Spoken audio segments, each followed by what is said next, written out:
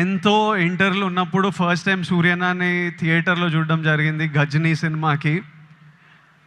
అప్పుడు థియేటర్కి వెళ్ళే ఎక్స్పీరియన్స్ వేరే.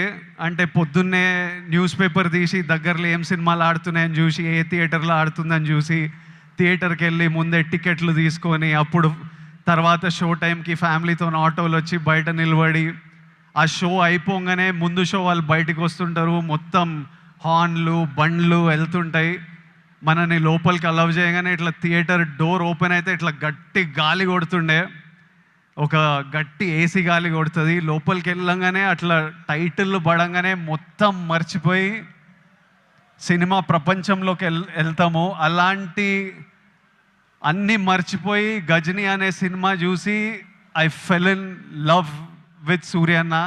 ఇతను ఎవర్రా, ఏం యాక్టర్రా ఇతను అని సూర్యన్న మిగతా సినిమాలు చూడడం జరిగింది.